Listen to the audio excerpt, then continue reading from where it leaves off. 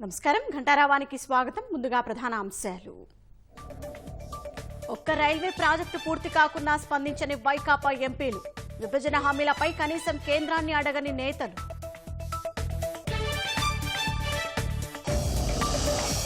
ప్రధానమంత్రి ఆవాస్ యోజన ఇళ్ల నిర్మాణంలో ప్రభుత్వం విఫలం.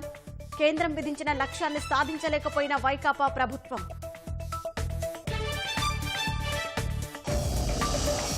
పోలీసులకు వీక్లీ ఆఫ్లపై నమ్మించి మోసం. ఆశలు కల్పించి అమలు చేయని సీఎం.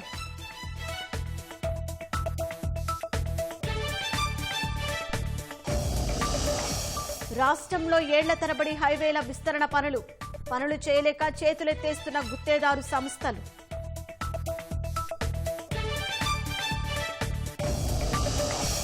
ఇజ్రాయెల్పైకి బుర్ఖాన్ క్షిపణులు. హెజ్బుల్లా చీఫ్ నస్రల్లా ప్రకటన.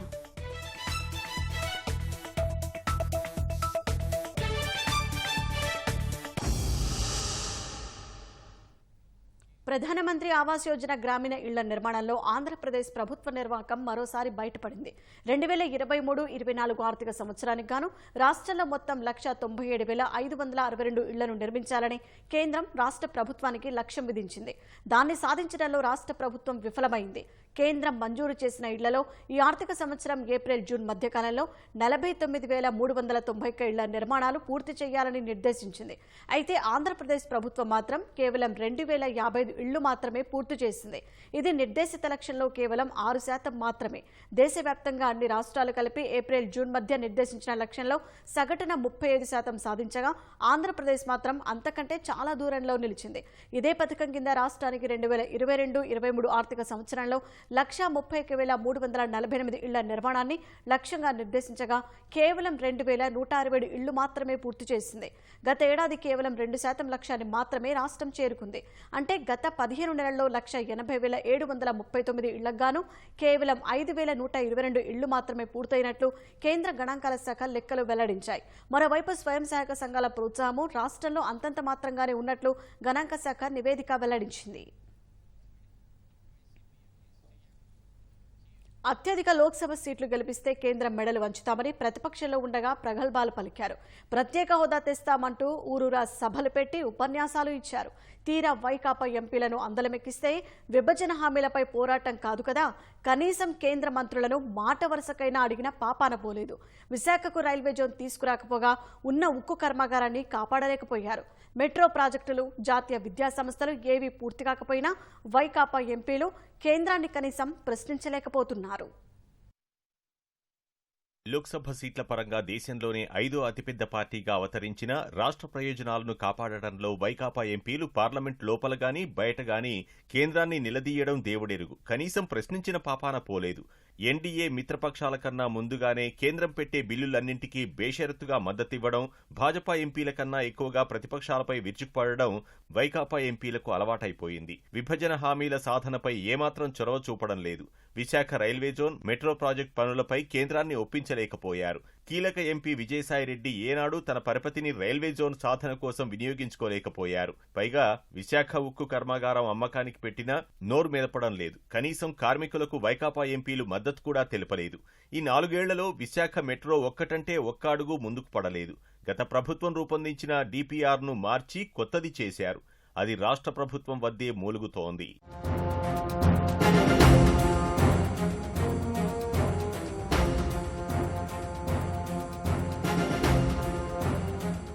రాజధాని అమరావతి మీదుగా పెర్రుపాలెం, అమరావతి, నంబూరు డబుల్ లైన్, అమరావతి పెద్దకూరపాడు, సత్తెనపల్లి, నరసరావుపేట మధ్య కొత్తగా సింగిల్ లైన్ కలిపి 106 కిలోమీటర్ల మేర నిర్మాణానికి 2,679 కోట్లతో డిపిఆర్ పూర్తయినా ఇప్పటికీ ఆ ప్రాజెక్టు సాధించలేకపోయారు. కడప, బెంగళూరు మధ్య 268 కిలోమీటర్ల ప్రాజెక్టు 2,849 కోట్లతో చేపట్టినా పనులు సాగడం లేదు. నడుకుడి, శ్రీకాళహస్తి మధ్య 2,700 కోట్లతో 309 కిలోమీటర్ల లైన్ది అదే గతి. 2,125 కోట్లతో 57 కిలోమీటర్ల మేర ప్రతిపాదించిన కోటిపల్లి, నరసాపురం రైల్వే లైన్ పనులకు దిక్కులేదు. రాయదుర్గం తుముకూరు లైన్లో మన రాష్ట్ర పరిధిలో మిగిలిపోయిన కేవలం 30 కిలోమీటర్ల పనులను పూర్తి చేయించలేదు. రాష్ట్రానికి జాతీయ రహదారుల ప్రాజెక్టులను ఎంపీలు సాధించలేకపోయారు. అనంతపురం అమరావతి మధ్య 384 కిలోమీటర్ల మేర ఎక్స్ప్రెస్ వేకు కేంద్ర ఉపరితల రవాణా శాఖ ఆమోదం తెలిపినా ఆ ప్రాజెక్టును రాష్ట్ర ప్రభుత్వం పక్కన పడేసింది. దీనికి బదులుగా సత్యసాయి జిల్లా కోడూరు నుంచి పులివెందుల నియోజకవర్గం మీదుగా ప్రకాశం జిల్లా మేదరమెట్ల వరకు కొత్త రహదారి ఏర్పాటుకు వైకాపా ప్రభుత్వం ప్రతిపాదించింది. అమరావతికి కేంద్రం మంజూరు చేసిన ఓఆర్ఆర్ పనులను ముందుకు సాగనివ్వకుండా చేసి దాని స్థానంలో విజయవాడ తూర్పు వైపు బైపాస్ను ప్రతిపాదించింది.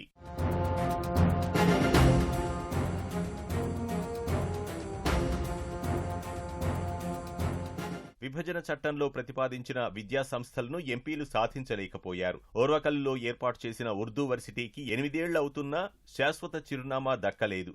ఇప్పటికీ అద్దె భవనంలోనే కొనసాగుతోంది. గుంటూరులో ఏర్పాటు చేసిన వ్యవసాయ వర్సిటీ పనులు మధ్యలోనే నిలిచిపోవడంతో 2022 నుంచి పీజీ తరగతులను బాపట్ల, తిరుపతిలోని కళాశాలల్లో నిర్వహిస్తున్న దుస్థితి. అనంతపురం జిల్లాలో ఏర్పాటు చేసిన కేంద్రీయ విశ్వవిద్యాలయం ఇంకా జేఎన్టీయూకు చెందిన భవనాల్లో నిర్వహిస్తున్నారు. గత ప్రభుత్వం హయాంలో జంతలూరులో 490 ఎకరాలను కేటాయించి ప్రహరీ నిర్మాణానికి నిధులు ఇచ్చారు. వైకాపా ప్రభుత్వం ఆ పనులను చేపట్టలేదు. తిరుపతిలో ఏర్పాటు చేసిన ఐఐఎస్ఈఆర్ ఇప్పటికీ పూర్తి స్థాయిలో అందుబాటులోకి రాలేదు. విజయనగరం జిల్లా రెల్లిలో గత ప్రభుత్వం గిరిజన వర్సిటీ ఏర్పాటు చేయడమే కాక స్థల సేకరణ పూర్తి చేసి ప్రహరీ నిర్మించారు. కానీ వైకాపా దాన్ని సాలూరు నియోజకవర్గ పరిధిలోకి మార్చింది. చిన్నమాడపల్లి, మర్రివలస గ్రామాల్లో 561 ఎకరాల భూమిని కేటాయించింది. కానీ దీనికి రోడ్డు నిర్మించలేదు. మొత్తం మీద వైకాపా అధికారంలోకి వచ్చిన 4 ఏళ్ల తర్వాత ఈ విశ్వవిద్యాలయానికి శంకుస్థాపన మాత్రం చేశారు. ఇప్పటికీ పనులు మొదలవలేదు. తిరుపతి, గన్నవరం విమానాశ్రయాలు అంతర్జాతీయ స్థాయిలో అభివృద్ధి చేస్తామన్న హామీ మాటలకే పరిమితమైంది. రేణిగుంటలో రన్వేను పొడిగించినా కేంద్రంపై ఒత్తిడి తెచ్చి అక్కడి నుంచి అంతర్జాతీయ స్థాయి విమానాలు నడిపే ప్రయత్నాన్ని ఎంపీలు చేయడం లేదు. గన్నవరం విమానాశ్రయానికి కేంద్రం 2017లో అంతర్జాతీయ హోదాను ప్రకటించింది. ఇంటిగ్రేటెడ్ టెర్మినల్ భవన నిర్మాణం చేపట్టారు. ఒకేసారి 400 మంది విదేశీ, 800 మంది దేశీ ప్రయాణికులు రాకపోకలు సాగించడానికి వీలుపడే ఈ టెర్మినల్ను అందుబాటులోకి తీసుకువస్తేనే విదేశీ విమానయాన సంస్థలు ఇటువైపు దృష్టి సారిస్తాయి. గతేడాది డిసెంబర్కే ఇవి పూర్తి కావాల్సి ఉంది. కానీ ఇప్పటికీ 60% కూడా పూర్తి కాలేదు. దీంతో గత తెదేపా హయాంలో ఇక్కడ 3523 అడుగుల మేర విస్తరించిన రన్వేను ఉపయోగించుకునే పరిస్థితి లేకుండా పోయింది. ప్రభుత్వ పనులు దక్కించుకునేందుకు అంచనా విలువ కన్నా తక్కువకు పోటీపడి బిడ్లు వేయడం, తీరా వాటిని చేయలేక గుత్తేదారు సంస్థలు చేతులెత్తేయడం పరిపాటిగా మారింది. దీంతో జాతీయ రహదారుల విస్తరణ పనులు ఎక్కడికక్కడ నిలిచిపోతున్నాయి. కేంద్ర జాతీయ రహదారుల మంత్రిత్వ శాఖ అధికారులు నోటీసులిచ్చి చేతులు దులిపేసుకుంటున్నారు. ఫలితంగా ఏళ్ల తరబడి జాతీయ రహదారులు విస్తరణకు నోచుకోవడం లేదు. రాష్ట్రంలో జాతీయ రహదారుల విస్తరణ పనుల పురోగతి ఎక్కడ వేసిన గొంగళి అక్కడే అన్నట్లుంది. ముఖ్యమంత్రి జగన్ సొంత నియోజకవర్గంలోనూ పనులు ముందుకు సాగడం లేదు. వేంపల్లి నుంచి రాయచోటి వరకు జాతీయ రహదారి 440ని విస్తరిస్తున్నారు. 54 కిలోమీటర్ల పనులను అంచనా విలువ కంటే 32% తక్కువకు ఎస్ఆర్కే కన్స్ట్రక్షన్స్ దక్కించుకుంది. 440 కోట్లతో మేలో పనులు ప్రారంభించి 20 కిలోమీటర్లు పూర్తి చేసి ఆపేసింది.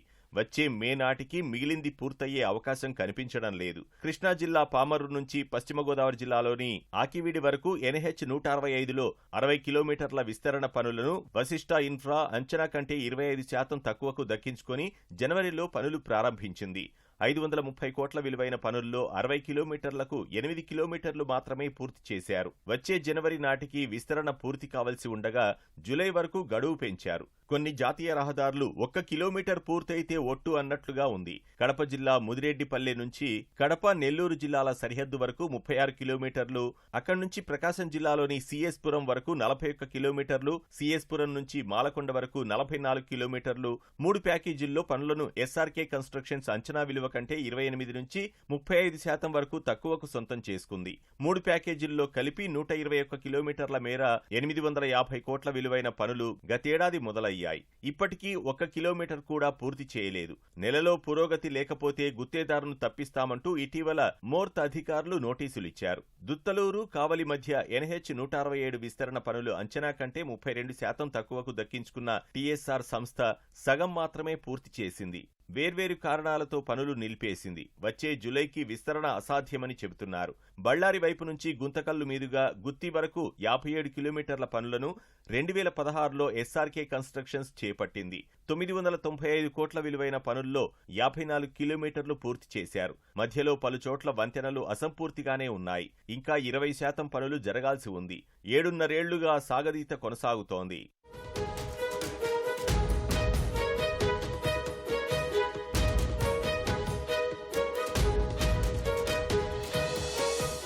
మోర్తుతో పోలిస్తే జాతీయ రహదారుల ప్రాధికార సంస్థలో పనులు వేగంగా జరగాల్సి ఉండగా వాటికి కూడా గడువు పెంచాల్సిన పరిస్థితి ఏర్పడింది. విజయవాడ బైపాస్లో భాగంగా గొల్లపూడి కాజా మధ్య నిర్మిస్తున్న 17.88 కిలోమీటర్ల ప్యాకేజ్లో ఇప్పటికీ పూర్తయింది కేవలం 1.29 కిలోమీటర్లు మాత్రమే. ప్రాజెక్టు విలువ 1,546 కోట్లు కాగా ఇందులో 49% పనులు జరిగాయి. జనవరి కల్లా పనులు పూర్తి కావాల్సి ఉంది. కృష్ణానదిపై వంతెన నిర్మాణంలో జాప్యం, రాజధాని ప్రాంతంలో కొంత అలైన్మెంట్ మార్పు కారణంగా ఈ పనులను 2025 ఏప్రిల్కు పూర్తి చేయాలని గడువు పొడిగించారు. చిలకలూరిపేట వద్ద 6 వరుసల బైపాస్ పనుల్లోనూ ఎడతెగని జాప్యం జరుగుతోంది. 2019 ఫిబ్రవరిలోనే మంజూరైనప్పటికీ భూసేకరణలో జాప్యం కారణంగా ఆలస్యమైంది. ఈ మార్చికే పూర్తి కావలసిన ఈ ప్రాజెక్టు వచ్చే మార్చికి కానీ అయ్యే సూచనలు కనిపించడం లేదు. NH 71లో భాగంగా రేణిగుంట నాయుడుపేట మధ్య 57 కిలోమీటర్ల మేర 6 వరుసలుగా విస్తరణ పనులు 2020 మేలో మంజూరయ్యాయి. భూసేకరణలో జాప్యంతో పనులు సాగలేదు. 2,238 కోట్ల పనులను గుత్తేదారు 2022 జనవరి నుంచి ప్రారంభించారు. ఇప్పటికీ 32 కిలోమీటర్ల మేర పూర్తయింది. వచ్చే జనవరికి పూర్తయ్యే అవకాశాలు లేవు. పాలకులకు మానవత్వం లేకపోతే ఎలా అన్నారు? 365 రోజులు విధి నిర్వహణలో ఉండే పోలీసుల మంచి చెడ్డలు ఎవరు పట్టించుకుంటారని అడిగారు. అధికారంలోకి వచ్చాక పోలీసులకు వీక్లీ ఆఫ్ విధానం తెస్తామంటూ పాదయాత్రలో జగన్ హామీ ఇచ్చారు. గద్దెనెక్కాక పోలీసులంటే అధికార పార్టీకి ఉచితంగా సేవ చేసేవారని భావించినట్లు ఉన్నారు. అందుకే వారిని ఇష్టారీతిగా వాడేశారు. అదే పనిగా ప్రతిపక్ష నాయకులను అరెస్టు చేయమని ఉసిగొల్పారు. అలాగే రాజకీయ ప్రజా సంఘాల ఆందోళనలపైన ఉక్కుపాదం మోపేలా చేశారు.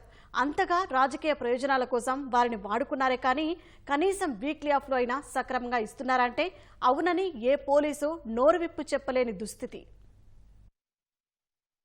పోలీసులందరి కష్టం కూడా నా కళ్ళతో నేను చూశాను. హోంగార్డుల దగ్గర నుంచి డీజీపీ వరకు కూడా వీరు పడతా ఉన్న కష్టం అంతా ఇంత కష్టం కాదన్న సంగతి కూడా నాకు బాగా తెలుసు. ఎండనక వాననక రాత్రనక పగలనక కనీసం వారానికి ఏ ఒక్క రోజు కూడా కనీసం సెలవు కూడా లేకుండా పడతా ఉన్న పరిస్థితులు కూడా నాకు తెలుసు. అందుకే మెరుగైన పోలీస్ వ్యవస్థ కోసం దేశంలో ఎక్కడ జరగని విధంగా మొట్టమొదట రాష్ట్రం మనదే అనిపించే విధంగా మొట్టమొదటగా పోలీసులకు వీక్లీ ఆఫ్ ప్రకటించిన రాష్ట్రం మనదే అని చెప్పి కూడా సగర్వంగా ఈ సందర్భంగా తెలియజేస్తా ఉన్నాను. పోలీసులకు వీక్లీ ఆఫ్ పై 2019 అక్టోబర్ 21న సీఎం జగన్ ఘనంగా చెప్పిన మాటలివి.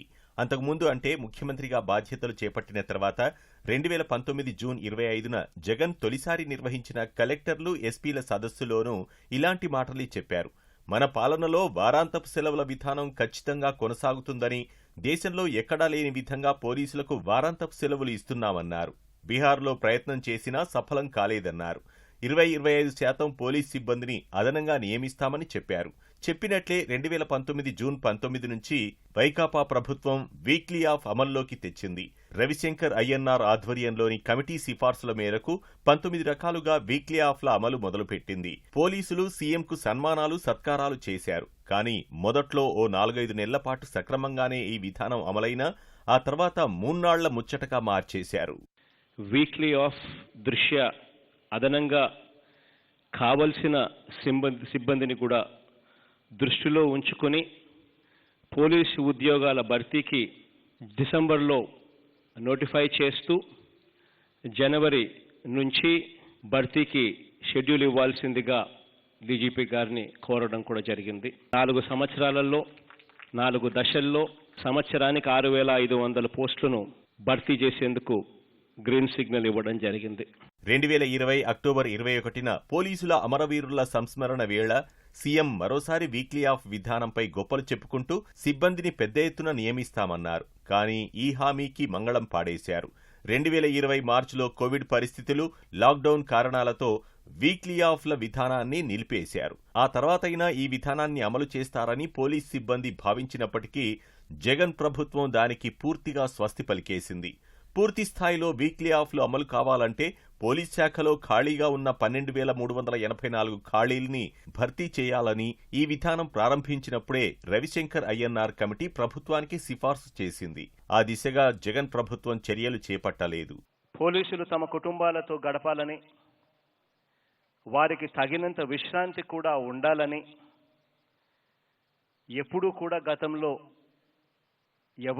గతంలో ఆలోచన సైతం చేయని విధంగా వారి బాగోగుల కోసం ఆలోచించి దేశంలోనే కూడా ఎక్కడా జరగని విధంగా మొట్టమొదటిసారిగా వీక్లీ ఆఫ్ను ప్రకటించిన మొట్టమొదటి ప్రభుత్వం మనదే అని ఈ సందర్భంగా సగర్వంగా కూడా తెలియజేస్తా ఉన్నాను. కోవిడ్ వల్ల గత కొంతకాలంగా ఇది అమలు చేయలేకపోయినప్పటికీ కూడా మళ్ళీ కోవిడ్ తగ్గుముఖం పడతా ఉన్న ఈ నేపథ్యంలో ఈ రోజు నుంచి మళ్ళీ ఈ వీక్లీ ఆఫ్ పోలీసులకు ఇచ్చే కార్యక్రమానికి మళ్ళీ శ్రీకారం చుడతా ఉన్నామని చెప్పి సందర్భంగా తెలియజేస్తా ఉన్నా. 2021 అక్టోబర్ 21 నాడు మళ్లీ పోలీసుల వీక్లీ ఆఫ్లపై పాత పల్లవే వినిపించిన సీఎం జగన్ ఈసారి కరోనాను బూచిగా చూపారు. కానీ ఈ రోజు నుంచి అమలు చేస్తున్నామంటూ మరోసారి పోలీసులను నమ్మించి మోసం చేశారు. మరో ఏడాది గడిచిపోయింది, కానీ జగన్ ఇచ్చిన హామీ నెరవేరలేదు. పోలీసులకు ఖచ్చితంగా వీక్లీ ఆఫ్ ఇవ్వాలి అనే నా మనసులో ఉన్న మాట. ఇక్కడికి రాకమునుపు కూడా ఈ మధ్య కాలంలోనే డీజీపీ గారిని అడగడం కూడా జరిగింది. అన్న అది ఇంప్లిమెంట్ అవుతా ఉందా అన్న అని చెప్పి కూడా అడగడం జరిగింది. తాను మాటల్లో చెబుతూ సిబ్బంది ఇంకా కొరతగానే ఉంది కాబట్టి ఇంకా ఇంప్లిమెంట్ చేయలేకపోతా ఉన్నాము పూర్తిగా అనుకున్న స్థాయిలో అని చెప్పి తాను చెప్పడం జరిగింది. ఆ మాట తాను అన్నాడని చెప్పి వెంటనే 6,511 ఉద్యోగాలను మళ్ళీ పోలీసు ఉద్యోగాలను భర్తీ చేసే దిశగా అడుగులు వెంటనే వేయడం జరిగింది. మరో 16,000 చెల్లెమ్మల ఉద్యోగాలు మహిళా పోలీసులుగా గ్రామ సచివాలయాలలోనూ వార్డు సచివాలయాలలోనూ ఇప్పటికే భర్తీ చేయడం కూడా పూర్తయింది. అయినప్పటికీ కూడా ఇంకా ఇంప్లిమెంట్ చేయలేకపోతా ఉన్నాము అని చెప్పి, అనుకున్న స్థాయిలో ఇంప్లిమెంట్ చేయలేకపోతున్నాము అని చెప్పి డీజీపీ గారు అన్న మాటలు నాకు ఎప్పటికీ గుర్తుంటాయి. ఆ దిశగా మనస్ఫూర్తిగా అడుగులు వేయడానికి అన్ని విధాలుగా కూడా ప్రయత్నం చేస్తాను అని చెప్పి కూడా ఈ సందర్భంగా ప్రతి పోలీస్ సోదరుడికి కూడా హామీ ఇస్తా ఉన్నాను. 2022 అక్టోబర్ 21 వచ్చేసరికి కొత్త డీజీపీ, కొత్త హోంమంత్రి వచ్చారు. కానీ పోలీసులకిచ్చిన వారాంతపు సెలవుల హామీ నెరవేరలేదు. పోలీసుల నియామకాలపై నిరుద్యోగులకు ఆశలు కల్పించారే కానీ జగన్ అధికారం చేపట్టినప్పటి నుంచి ఇప్పటి వరకు ఒక్కటంటే ఒక్క పోలీసు ఉద్యోగమూ భర్తీ చేయలేదు. పోలీసుల ఖాళీలు భారీగా పెరిగిపోయాయి. సిబ్బందిపై అదనపు పనిభారం ఒత్తిడి పడింది. పోలీసులకు ఎప్పుడూ జరగని విధంగా వీక్లీ ఆఫ్ కాన్సెప్ట్ను తీసుకొచ్చే ఒక గొప్ప అడుగు కూడా మనందరి ప్రభుత్వంలోనే పడింది. పోలీసుల మీద ఈ ఒత్తిడి తగ్గించేందుకు 6,100 పోలీస్ కానిస్టేబుళ్ల పోస్టులు, 4,450 ఎస్ఐల పోలీసుల నియామకాలు, వీటినన్నిటినీ కూడా క్రియేట్ చేసేందుకు అడుగులు వేగంగా కూడా మన ప్రభుత్వం ఆధ్వర్యంలో పడ్డాయి. కోర్టుల దాకా వెళ్ళి కాస్త జాప్యం జరుగుతా ఉన్న నేపథ్యంలో త్వరితగతిన ఈ విషయాలన్నీ కోర్టుల్లో ఒక సొల్యూషన్ తీసుకొని వచ్చి ఈ రిక్రూట్మెంట్ ప్రాసెస్ ఎంత వీలైతే అంత ఫాస్ట్గా కంప్లీట్ చేయమని చెప్పి కూడా డీజీపీ గారిని ఈ సందర్భంగా మీ తరపున విజ్ఞప్తి కూడా చేస్తా ఉన్నాను. విన్నారుగా, ఈ ఏడాది అక్టోబర్ 21 పోలీసుల అమరవీరుల సంస్మరణ వేళ పోలీసుల వీక్లీ ఆఫ్లపై సీఎం మాట ఇది. అంటే 4.5 ఏళ్లు గడిచిపోయినా ఆయన ఇచ్చిన హామీ పూర్తి స్థాయిలో అమల్లోకి రాలేదు. వీక్లీ ఆఫ్లపై అడుగులు పడ్డాయి. పోలీసు ఉద్యోగాల భర్తీ చేస్తూనే ఉన్నామని జగన్ దాటవేస్తూనే ఉన్నారు. అంతెందుకు, ఈ అంశంపై కనీసం ఒక్కరోజైనా సమీక్షించారా అంటే లేనే లేదు. కేవలం పోలీస్ అమరవీరుల సంస్మరణ రోజున ప్రగల్భాలు పలకడమే తప్ప ఆచరించి చూపలేకపోయారు. జగన్ 5 ఏళ్ల పాలన చివరి దశకు వచ్చింది, కానీ ఇప్పటివరకు పోలీస్ నియామకాలు జరగలేదు. గతంలో ఎన్నడూ లేని విధంగా జగన్ ప్రభుత్వం ప్రతిపక్ష పార్టీలు, ప్రతిపక్ష నాయకులను కాలు కదిపితే కేసు, నిరసన తెలిపితే అరెస్టు అన్నట్లుగా వేధిస్తోంది. దీంతో పోలీసులు నిరంతరం రోడ్డుపైనే ఉంటున్నారు. ప్రతిపక్ష నేతల గృహ నిర్బంధాలు, అణచివేత చర్యల్లోనే తీరిక లేకుండా ఉంటున్నారు. వీక్లీ ఆఫ్లపై కేవలం ప్రకటనలే తప్ప జగన్ అమలు చేసి చూపలేకపోయారు. అనంతపురం జిల్లాలో దంపతుల మధ్య గొడవలో రాము అనే వాలంటీర్ జోక్యం చేసుకుని గొడ్డలతో తీవ్రంగా గాయపరిచాడు. అనంతపురం జిల్లా కుందుర్పి మండలంలోని తూముకుంట గ్రామానికి చెందిన రామచంద్రకు అతడి భార్యతో గొడవ జరుగుతున్న సమయంలో నిందితుడి తల్లిదండ్రులు సర్ది చెప్పడానికి ప్రయత్నించినా వినకపోవడంతో వాలంటీర్ రాము రామచంద్ర తల మోకాలిపై గొడ్డలతో నరికాడు. తీవ్ర రక్తస్రావమైన బాధితుడిని కళ్యాణదుర్గం ప్రభుత్వ ఆసుపత్రికి తరలించారు. తన భార్యకు తనకు ఉన్న గొడవ పరిష్కరించడానికి తన బంధువులున్నారని చెప్పినా వినకుండా వాలంటీర్ తలదూర్చాడని బాధితుడు వాపోయాడు. జరిగిన విషయమంతా పోలీసులకు వివరించి నిందితుడిపై ఫిర్యాదు చేశాడు. విశాఖ జిల్లాలోని పెదగంట్యాడ ఆటో నగర్లో అగ్ని ప్రమాదం జరిగింది. ఎవర్గ్రీన్ పాలిమర్స్ ప్లాస్టిక్ కర్మాగారంలో షార్ట్ సర్క్యూట్తో మంటలు చెలరేగి ఉవ్వెత్తున ఎగిసిపడ్డాయి. వెంటనే ఘటనా స్థలానికి చేరుకున్న అగ్నిమాపక సిబ్బంది మంటలను అదుపులోకి తెచ్చారు. ఎలాంటి ప్రాణనష్టం జరగలేదని అగ్నిమాపక శాఖ అధికారులు తెలిపారు. ఇజ్రాయెల్పై అధునాతన ఆయుధాలతో దాడులు చేయనున్నట్లు లెబనాన్లోని Hezbollah group chief Hassan Nasrallah వెల్లడించారు. ఇజ్రాయెల్ హమాస్ యుద్ధం నేపథ్యంలో పాలస్తీనా మద్దతుదారులను ఉద్దేశించి హసన్ రెండోసారి మాట్లాడారు. తొలిసారిగా బుర్కాన్ క్షిపణిని ఇజ్రాయెల్పై శనివారం ప్రయోగించినట్లు తెలిపారు. ఈ క్షిపణి 300 నుంచి 500 కేజీల పేలోడ్ను మోయగలదన్నారు. అంతేకాదు దాడి చేయగల నిఘా డ్రోన్లను సైతం ఉపయోగిస్తున్నట్లు పేర్కొన్నారు. హమాస్తో భీకర యుద్ధం చేస్తున్న ఇజ్రాయెల్కు లెబనాన్లోని హెజ్బుల్లా గ్రూప్ నుంచి దాడులు ఎదురవుతున్నాయి. పాలస్తీనాకు మద్దతుగా ఈ గ్రూప్ ఇజ్రాయెల్పై దాడులకు పాల్పడుతోంది. ఇరాన్ మద్దతుతో గత వారం రోజులుగా ఇజ్రాయెల్పై దాడులను, ఆపరేషన్లను ఉధృతం చేశామని, అధునాతన ఆయుధాలతో దాడికి దిగబోతున్నామన్నారు. ఇజ్రాయెల్లో నిర్దేశించిన లక్ష్యాలపై దాడులు చేసేందుకు హెజ్బుల్లా మిలిటెంట్లు సిద్ధంగా ఉన్నారని హసన్ తెలిపారు. విజయవాడలో జరిగిన శ్రీమతి అమరావతి ఫ్యాషన్ షో అందరినీ అలరించింది. 2023 ట్రెడిషనల్ ఫ్యాషన్ షో గ్రాండ్ ఫైనల్లో సుందరిమణులు తలుక్కుమన్నారు. సంప్రదాయ దుస్తులు ధరించి ర్యాంప్ వాక్ చేశారు. ఆటపాటలకు నృత్యాలు చేసి అందరినీ అలరించారు. కార్యక్రమానికి హాజరైన సినీ నటి ఇషా చావ్లా మహిళలతో ర్యాంప్ చేసి ఉత్సాహపరిచారు. Big Boss fame Shubhashree, Manas, Anveshi cinema team కార్యక్రమంలో ప్రత్యేక ఆకర్షణగా నిలిచారు.